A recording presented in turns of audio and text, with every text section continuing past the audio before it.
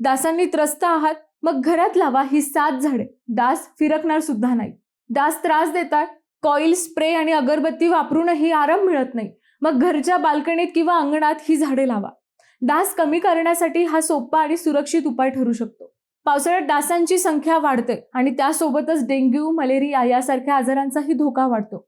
रासायनिक स्प्रे आणि कॉईल ऐवजी काही सुगंधी वनस्पती नैसर्गिकरित्या डासांना दूर करण्यास मदत करू शकते. या यादीत पहिलं नाव येतं तुळस. तिचा सुगंध डासांना दूर ठेवण्यास मदत करतो. दुसरं लॅव्हेंडर. यांच्या फुलांमधील नैसर्गिक तेलामुळे डास त्या भागापासून दूर राहतात.